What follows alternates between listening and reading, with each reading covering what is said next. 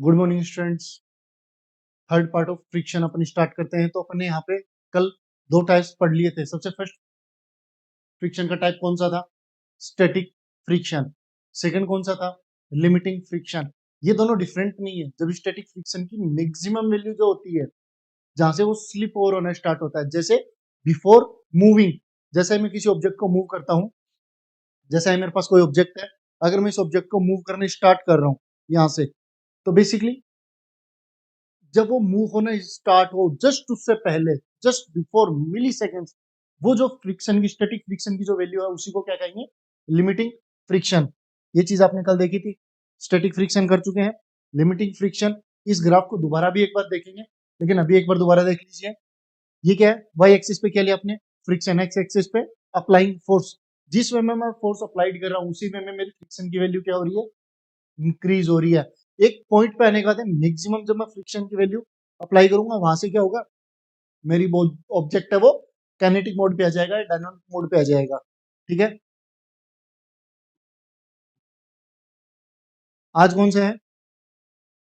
Kinetic friction. ठीक है, अब देखिए एक बात। थर्ड कौन सा है? Kinetic friction. ये इसका दूसरा नाम क्या बोल सकते हो? Dynamic friction. सेकंड वर्ड क्या हो जाएगा इसका? Dynamic dynamic friction. दोनों एक ही चीज है। कुछ बुक्स में काइनेटिक फ्रिक्शन लिखा है, कुछ में डायनामिक फ्रिक्शन लिखा है। इनका मतलब क्या है? काइनेटिक एनर्जी आपको आइडिया है? जब भी कोई मूविंग ऑब्जेक्ट रहता है, उसके अंदर कौन सी एनर्जी रहती है? काइनेटिक। याद आ रहा है बचपन की बातें? तो पॉइंट इतना सा है कि अगर मैं काइनेटिक की बात करता हूँ, तो वो किससे रिलेट रहता है? मूविंग ऑब्जेक्ट से। डायनामिक सेम वर्ड है, ये भी मूविंग ऑब्जेक्ट है। तो जब तक मेरा ऑब्जेक्ट रेस्ट फॉर्म में, मैं उस पर फोर्स अप्लाई कर रहा हूँ, स्टैटिक। जो मैक्सिमम स्टैटिक फ्रिक्शन की वैल्यू, उसको क्या कहेंगे? लिमिटिक। और जब वो रोल होना या स्लाइड होना स्टार्ट हो जाता है, बेसिकली वो मूविंग कंडीशन में आ जाता है, तो उसमें जो फ्रिक्शन अप्लाई होगा, उसको काइनेटिक फ्रिक्शन या डायनामिक फ्रिक्शन कहेंगे। Okay, the force of friction which comes into play. Play मतलब एक्टिव होना। Comes into play when one body moves over to surface of a another body. जैसे ही एक body वो दूसरे के ऊपर स्लिप ओवर होना स्टार्ट होती है, मूव करना स्टार्ट होती है, वहां पे जो फ्रिक्शन सप्लाई होता है, उसको क्या कहेंगे? काइनेटिक फ्रिक्शन, या अदर दैट दूसरा नाम क्या रहेगा इसका? Dynamic friction. क्लियर ये चीज? ठीक है। Second type of kinetic friction. अगर मैं काइनेटिक फ्रिक्शन के टाइप्स की बात करता हूं, तो कौन कौन से टाइप्स हैं? First, sliding friction. Second, rolling. क्योंकि कोई भी ऑब्जेक्ट के ऊपर अगर मैं सेकंड ऑब्जेक्ट को मूव ऑन कर रहा हूं, तो वो दो ही तरीके से हो सकता है। या तो घसीट के चलेगा, जिसको क्या कहेंगे? Sliding friction. सेकंड, अगर मैं उसके व्हील्स अप्लाई कर दूंगा, कोई भी रोलिंग ऑब्जेक्ट उसके नीचे रख दूं, तो उस पर क्या होगा? रोल ऑन होगा। क्लियर है? तो दो नाम कौन से हुए मेरे पास? पहला sliding friction, second rolling friction. पहले स्लाइडिंग फ्रिक्शन को देखते हैं। स्लाइडिंग फ्रिक्शन क्या होगा? The friction is that exist between two surfaces when the body slides on the surface is known as sliding friction. जब भी मेरी कोई एक बॉडी है, वो दूसरी के ऊपर क्या हो रही है? स्लाइड ऑन हो रही है, स्लाइड कर रही है, घसीट रही है। सेकंड, रोलिंग फ्रिक्शन में कुछ डिफरेंट होगा? नहीं। जस्ट यहाँ पे क्या करेंगे? The body rolls on the other surfaces. एक बार इसको रीड करते हैं। The friction that exist between two surfaces, किसी भी दो सर्फेसेस के बीच में, वो friction when the body rolls on to surface is known as rolling friction। जब वो किसी भी एक बॉडी दूसरी बॉडी के ऊपर रोल्स ऑन हो रही है। एग्जांपल के लिए एक बार दोनों को देख लेते हैं। अगर मैं काइनेटिक फ्रिक्शन की बात करता हूं, तो जैसा मेरी ये सरफेस है, ठीक है, इसके ऊपर क्या है? मेरा एक बॉक्स है। Okay,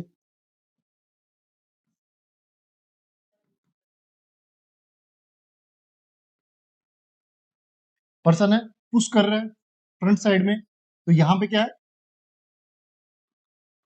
moving direction. और अगर मैं फ्रिक्शन की बात करूंगा, तो फ्रिक्शन कहां जनरेट हो रहा है? अपोजिट साइड में। क्लियर हुआ? तो यहाँ पे ये जो फ्रिक्शन, ये कौन सा है? Sliding friction. सेकंड, मैं इसी के नीचे सेम डायग्राम, मैं इसी बॉक्स के नीचे क्या कर रहा हूँ? व्हील्स अप्लाई कर रहा हूँ। अभी ये जो पर्सन है ये कुछ ज्यादा हैप्पी होगा। रीजन, सेम डायरेक्शन है, कुछ अमाउंट ऑफ फ्रिक्शन यहां अप्लाई नहीं होगा, इस बार बॉटम टू व्हील्स होगा यहां पे। क्लियर हुआ? अभी तो बेसिकली ये मेरा क्या है, स्लाइडिंग फ्रिक्शन, ये मेरा रोलिंग फ्रिक्शन। समझ आ गया होगा आप लोगों को। तो मैंने 3 टाइप्स ऑफ फ्रिक्शनल फोर्स पढ़ा है। सबसे पहले स्टैटिक फ्रिक्शन, और उसी स्टैटिक फ्रिक्शन की मैक्सिमम वैल्यू के इसको क्या कहेंगे, limiting friction and dynamic friction. Dynamic friction के मेरे पास 2 टाइप्स हैं, first sliding friction, then rolling friction. Clear हुआ ये पॉइंट? ठीक है, इसको सेव करते हुए चलेंगे। ओके,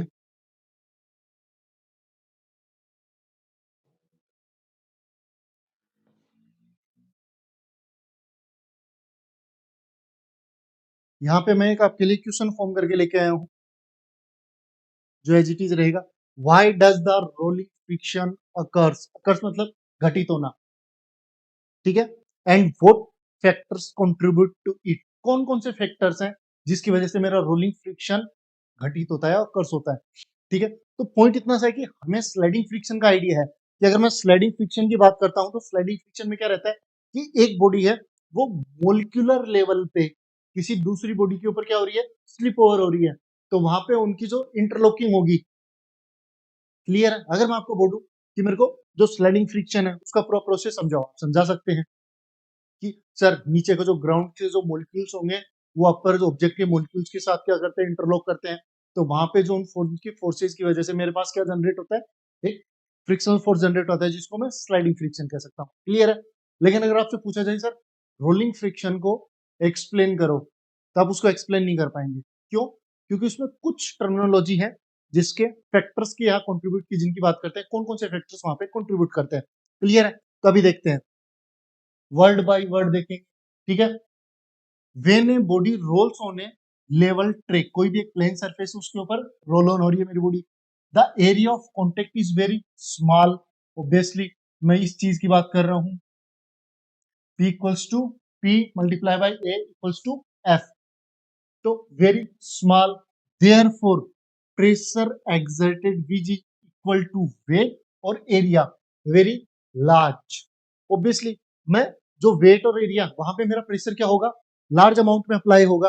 रीजन उसकी वेट की वजह से या उसके एरिया की वजह से, या तो वेट की वजह से एरिया की वजह से जो मेरा प्रेशर रहेगा वो क्या रहेगा, बहुत ज्यादा रहेगा उस कंडीशन में।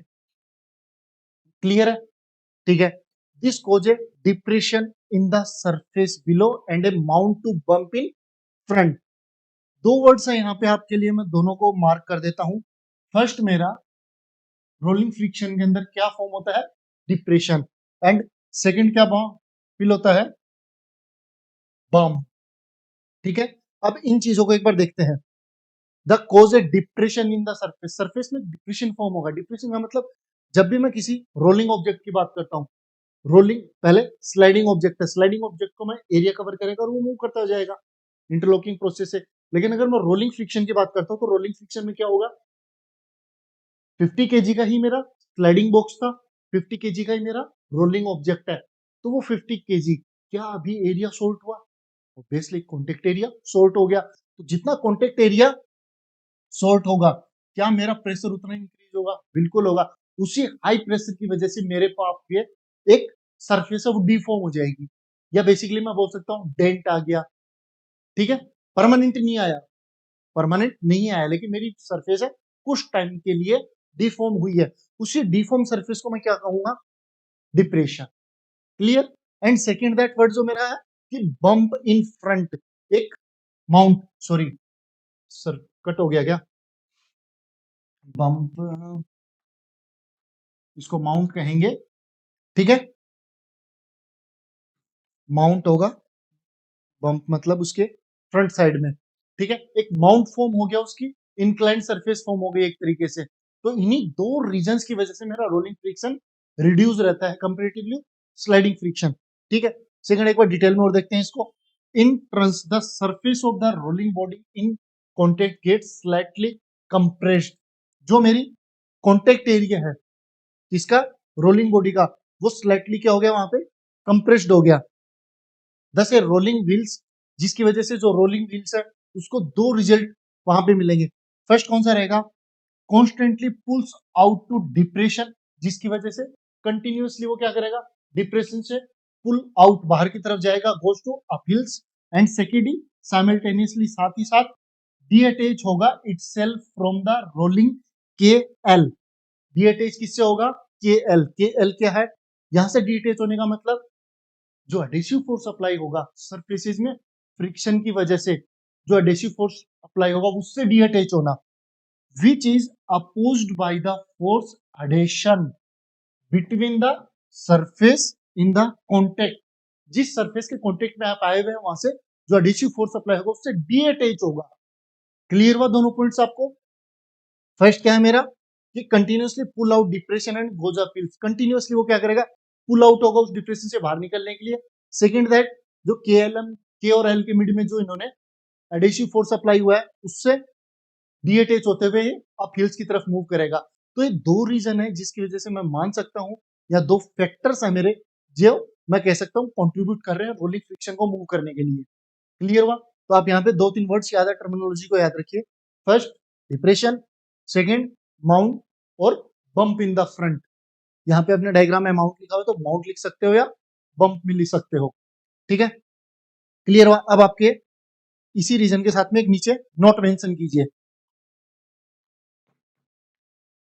नोट, नोट में क्या है, when a tyre properly inflated, अगर मेरा टायर इन्फ्लेटेड है। हाँ, मैं एक बार इस चीज को एक्सप्लेन कर देता हूँ कि जैसे मेरा टायर के इन्फ्लेटेड की बात आती है ये, ठीक है, तो यहाँ पे अगर मैं सरफेस की बात करूंगा तो यहाँ पे सरफेस अगर मेरे को नहीं विजिबल है, दो सिचुएशंस है, फर्स्ट सेकेंड। अगर मेरा टायर कंप्लीटली इन्फ्लेटेड नहीं है तो ये क्या होगा, नीचे से कुछ प्लेन होगा, जो कॉन्टेक्ट एरिया है वो वाइड हो जाएगा। तो यहाँ पे दोनों में मोलिकुलर बॉन्डिंग सबसे ज्यादा कहाँ होगी, ओब्वियस यहाँ होगी, तो फ्रिक्शन की वैल्यू इंक्रीज होगी। और कंप्लीटली मेरा इन्फ्लेटेड है तो यहाँ पे जो डिप्रेशन फॉर्म होगा, यहाँ पे जो डिप्रेशन फॉर्म होगा वो मिनिमम होगा, और मिनिमम डिप्रेशन फॉर्म होगा, इस वजह से क्या करेगा, इजीली मूव करेगा। इसलिए टायर्स को मैक्सिमम इन्फ्लेट करना होता है। ठीक है, अब इसी चीज को थ्योरी में देखते हैं। When a tyre is properly inflated, tyre क्या है मेरा, properly inflated, it become hard and gets compressed by road to a much smaller extended, जिसकी वजह से मिनिमम डिप्रेशन फॉर्म होगा, बहुत छोटा अमाउंट में डिप्रेशन फॉर्म होगा। देयरफॉर रोलिंग फ्रिक्शन रिड्यूस, जिसकी वजह से क्या होगा, रोलिंग फ्रिक्शन रिड्यूस होगा। Okay, hence it is easier to drive a bicycles when tyre are fully inflated. ये ऐसे क्वेश्चंस हैं जो आपके एग्जाम में डायरेक्ट आते हैं। एक ये क्वेश्चन है और एक नेक्स्ट स्लाइड में क्वेश्चन और रहेगा। इस चैप्टर से जब 4 to 5 मार्क्स के क्वेश्चन फॉर्म होते हैं तो एज इट इज रहेंगे। अब इन क्वेश्चंस को मैं एक्सप्लेन करके अगर 2 लाइन में आंसर दे दूं तो फिर आपको नोट्स बनाने पड़ेंगे। लेकिन यहाँ पे मैंने इस वे में इनको वर्ड्स की फाइल को कन्वर्ट किया हुआ है, जो हैंडलिटन नोट्स थे इनको वर्ड्स में कन्वर्ट किया हुआ है कि आपको कहीं भी नोट्स नहीं बनाने। क्लियर है, एज इट इज आप इनके प्रिंट्स आउट या फिर पीडीएफ को डाउनलोड कीजिए और सेव ट्री सेव पेपर। ठीक है, देन ये चीज समझ आई आपको। अब इनको सेव कर देते हैं एक बार। क्लियर हुआ। तो ये क्वेश्चन आपको विजिबल हुआ कि why does rolling friction occurs, मेरा जो रोलिंग फ्रिक्शन है वो घटित क्यों हो रहा है। ठीक है, सेकंड देखते हैं।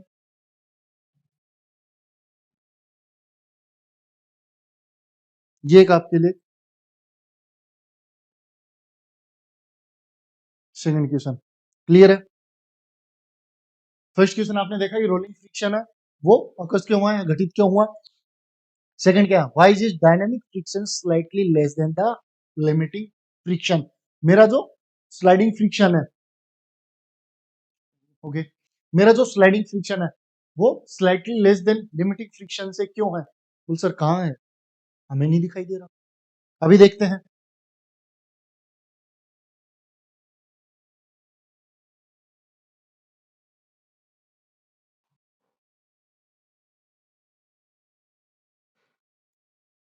अभी दिखाई दिया आप लोगों को। ये जो नीचे वाला है इसको क्या कहेंगे,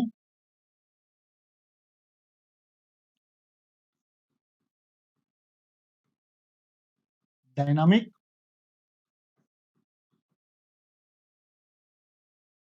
फ्रिक्शन एंड अदर दैट जो ऊपर वाला है वो क्या है, लिमिटिंग फ्रिक्शन। तो यहाँ पे मैं कैपिटल एल कर देता हूँ और नीचे वाले के लिए डायनामिक। क्लियर हुआ? ठीक है, अभी क्वेश्चन क्लियर हो दोबारा कि व्हाई डायनेमिक फ्रिक्शन, जो डायनेमिक फ्रिक्शन है उसकी वैल्यू स्लाइटली लेस, थोड़ा सा कम है किससे, लिमिटिंग फ्रिक्शन से। ऐसा क्यों?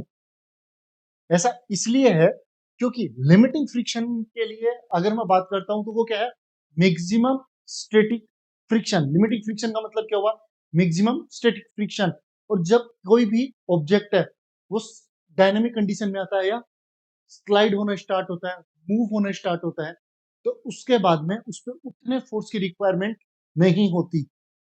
क्यों नहीं होती? उसी चीज को देख रहे हैं, कुछ मोलिकुलर बॉन्ड्स की डिस्कशन होगा। ओके, देखते हैं एक बार, क्लियर है? इस बार वही सही आ रही है। ओके, देखते हैं। Dynamic friction is less than the limiting friction. Of course हमें पता है क्वेश्चन को as it is. Then because once an object start moving, जैसे ही एक ऑब्जेक्ट मेरा मूव होना स्टार्ट होता है, मैंने कल आपको धक्का गाड़ी स्टार्ट करना बताया था कि जैसे ही 3% है वो मेरे को धक्का देने के लिए चाहिए, लेकिन जब मेरी कार है वो मूविंग कंडीशन में आ जाती है, रोलिंग फ्रिक्शन पे आ जाती है या डायनेमिक कंडीशन में आती है, देन उसका 3% की नीड नहीं है, मेरे को अभी 2% ही चाहिए। उसका रीजन क्या था वो देख रहे हैं। ठीक है, तो dynamic friction is less than the limiting friction because once an object start moving the microscopic interlocking, बहुत छोटे लेवल पे जो इंटरलॉकिंग बॉन्ड्स बन रहे हैं between the surface and contact area are partly broken. जैसा ही वो मूव होने स्टार्ट होते हैं तो वहां पे जो मोलिकुलर लेवल पे जो बॉन्डिंग है वो क्या करती है, पार्सली ब्रोकन कंडीशन में, मतलब पार्सली ब्रोक होना स्टार्ट हो जाते हैं। Then in limiting friction which is the maximum frictional just before the motion start. लेकिन अगर मैं लिमिटिंग फ्रिक्शन की बात करूं तो वो क्या है, maximum static friction just before the moving condition या slip over, these bonds are fully engaged. उस टाइम पे क्या रहते हैं, मैक्सिमम बॉन्ड्स फॉर्म रहते हैं। आप चाहे स्लाइडिंग फ्रिक्शन की बात करो चाहे रोलिंग फ्रिक्शन की बात करो। अपन एक बार स्लाइडिंग फ्रिक्शन की बात करते हैं। तो जैसे ये एक सरफेस है, मैंने इस पे 5 न्यूटन का फोर्स अप्लाई किया, मूव नहीं हो रहा। ठीक है, 10 न्यूटन का फोर्स अप्लाई किया, नहीं मूव हो रहा। देन अगर इस पे मैक्सिमम 10 न्यूटन 11 न्यूटन का फोर्स अप्लाई करता हूँ तो ये मूव होना स्टार्ट हो जाता है। लेकिन उससे पहले जब मैं 10 न्यूटन का फोर्स अप्लाई कर रहा हूँ इस पे, तो क्या होगा, जस्ट एक सेकंड। ठीक है, जैसा ही मैं इस पे 10 न्यूटन का फोर्स अप्लाई कर रहा हूँ इस पे, देन क्या होगा उस टाइम पे, जो मैक्सिमम मॉलिक्यूल्स होंगे उन्होंने इंटरलॉकिंग की हुई है, अब वो ब्रेक होना स्टार्ट होंगे। और एक बार ये स्लाइड होना स्टार्ट हुआ तो वो 100% मॉलिक्यूल्स वापस बॉन्ड नहीं बना पाएंगे, जिससे क्या है, मेरे कम मॉलिक्यूल्स की बॉन्डिंग है, कम इंटरलॉकिंग होगी, पार्शियल इंटरलॉकिंग होगी, जिससे मेरे क्या होगा, उतने फोर्स की रिक्वायरमेंट नहीं होगी उनको ब्रेक करने के लिए। क्लियर है? दोबारा एक बार इसको देखते हैं कि which is the maximum friction just before the moving start, these bonds are fully engaged, required more force to overcome, maximum force apply करने होगा। Once the object in motion, the dynamic friction, fewer bonds are engaged, so less force is needed to maintain motion। जैसा ही मेरा object motion में आना start हुआ, वहां पे मेरे को उतने फोर्सेज की रिक्वायरमेंट नहीं होगी, मिनिमम फोर्स की रिक्वायरमेंट होगी। क्यों? क्योंकि 100% मॉलिक्यूल्स इंटरलॉकिंग नहीं किए हुए हैं। क्लियर हुआ? नेक्स्ट टाइम से आपसे जब भी पूछा जाए कि मेरा limiting friction, why limiting friction slightly less to, sorry, dynamic friction है वो लिमिटिंग फ्रिक्शन से स्लाइटली लेस क्यों है, तो आपके पास रहेगा कि सर मैक्सिमम जब स्टैटिक फ्रिक्शन पीक पे है या लिमिटिंग फ्रिक्शन की बात करेंगे तो वहां पे मैक्सिमम मोलिकुलर बॉन्डिंग रहेगी, लेकिन आफ्टर सम टाइम जब वो मोशन में आएगा, डायनेमिक कंडीशन में आएगा, तो उतने इंटरलॉकिंग फॉर्म ही नहीं होंगे, इसलिए मेरे को उतने फोर्स की रिक्वायरमेंट नहीं होगी उनको ब्रेक करने के लिए। क्लियर हुआ? ये दो क्वेश्चन एज इट इज आपके एग्जाम्स में आने के बहुत चांसेस हैं। क्लियर हुआ? ठीक है, ओके, इसको सेव कर देते हैं।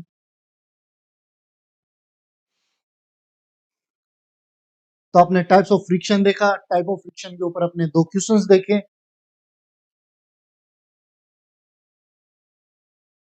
Okay, factors affecting friction. कौन कौन से फैक्टर्स हैं जो अफेक्ट करते हैं फ्रिक्शन को?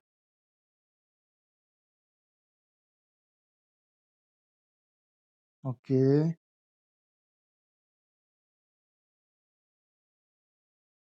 Factors affecting limiting friction. Limiting friction को कौन कौन से फैक्टर्स अफेक्ट करते हैं? ऑब्वियसली जिनसे मिलके बने होते हैं। जैसा चाय पी रहे होते हैं तो चाय के टेस्ट को कौन कौन चीज इफेक्ट करती है? तो सर जिनके से मिलके बनी है। ठीक है, तो आप कोज ऑफ फ्रिक्शन से याद रखिए, कोज ऑफ फ्रिक्शन से अपने ऑलमोस्ट बाकी चीजें फॉर्म हो जाएंगी। तो देखते हैं factors affecting limiting friction. Limiting friction is always oppose to the motion of a body acts in the direction opposite to the direction of light force. ये तो एक सिंपल सा हुआ कि वो अपोज कर रहा है मोशन को। Second, limiting friction depends on the nature of surface in contact with each others. First मेरे को एक इंपॉर्टेंट पॉइंट मिला जिसको मैं मार्क कर रहा हूं, किस पे डिपेंड किया? Nature of surface. ठीक है। Second, limiting friction increase with the increase in the weight of the body vice versa. ये वाइस वर्सा का मतलब क्या हुआ यहाँ पे? वाइस वर्सा, वाइस वर्सा मतलब जैसा है तैसा। ये इस पे जिस वे में डिपेंड है, अनदर ऑब्जेक्ट भी फर्स्ट वाले पे उसी वे में डिपेंड है। ठीक है, तो लिमिटिंग फ्रिक्शन इंक्रीज होगा with the increase in the weight of the body. अगर बॉडी का वेट इंक्रीज होता है, रीजन अपने को जो फ्रिक्शन के अंदर देखा था कि मेरा जो फ्रिक्शनल फोर्स है, लिमिटिंग फ्रिक्शनल फोर्स है, वो किस पे डिपेंड करता था? नॉर्मल पे। नॉर्मल का मतलब क्या होता है? जो मैं मेरा वेट अप्लाई कर रहा हूँ, एक्सर्ट कर रहा हूँ किसी भी ग्राउंड के ऊपर परपेंडिकुलर डायरेक्शन में, उसी को मैं नॉर्मल कहा था। ठीक है, तो अगर मेरा वेट इंक्रीज होगा तो मेरा नॉर्मल फोर्स इंक्रीज होगा, नॉर्मल फोर्स इंक्रीज होगा तो ऑब्वियसली मेरा लिमिटिंग फ्रिक्शन या फ्रिक्शन की वैल्यू इंक्रीज होगी। Then limiting friction is independent of area of contact between two surfaces provide the weight of the body and the nature of surface do not change। अब यहाँ पे आप एक चीज देखिए, बॉडी का वेट चेंज नहीं कर रहे और सरफेस का नेचर चेंज नहीं कर रहे। कौन सा एग्जांपल हुआ ये? याद है मैंने आपको कहा था कि जैसा 3 बॉक्सेज है मेरे पास, फर्स्ट, सेकेंड, थर्ड। ठीक है, और फर्स्ट, सेकेंड, थर्ड। अगर मैं इनको 50 न्यूटन से पुल कर रहा हूं और यहाँ पे भी मैं 50 न्यूटन से पुल कर रहा हूं, ठीक है, यहाँ पे फ्रिक्शनल फोर्स सपोज 5 न्यूटन है, यहाँ पे फ्रिक्शनल फोर्स तीनों को मिला के 5 न्यूटन है। ठीक है, इस बार ऐसा कुछ एग्जांपल हुआ था, अपने सामने आया था। अगर मैं यहाँ बात करता हूँ इसका mass M M M M M, तो यहाँ पे भी टोटल मास 3m है, यहाँ पे भी टोटल मास 3m है। ऐसा क्यों? क्योंकि हमने एक तो वेट ऑफ बॉडी है उसको कांस्टेंट रखा, second nature of surface same है। तो यहाँ पे जो लिमिटिंग फ्रिक्शन है वो कॉन्टेक्ट ऑफ एरिया से इंडिपेंडेंट होगा, क्योंकि अपने पास एक फॉर्मूला था P A equals to F. अगर मैं एरिया को जितना वाइडर करूंगा प्रेशर उतना ही रिड्यूस होगा। क्या एफ की वैल्यू मेरी कांस्टेंट होगी? क्लियर है? ऐसा बुक्स में नहीं एक्सप्लेन किया हुआ, लेकिन ये चीज आपको थोड़ा सोचना है कि जितना मेरा एरिया है अगर वो वाइडर है तो मेरा प्रेशर रिड्यूस होगा, और जितना एरिया शॉर्ट हो रहा है उतना मेरा प्रेशर इंक्रीज होगा। सम अमाउंट ऑफ मेरे सरफेस एरिया से इंडिपेंडेंट होगा, क्योंकि मेरे फ्रिक्शन फोर्स की वैल्यू क्या है? चेंज नहीं हो रही। क्लियर हुआ ये पॉइंट? ठीक है,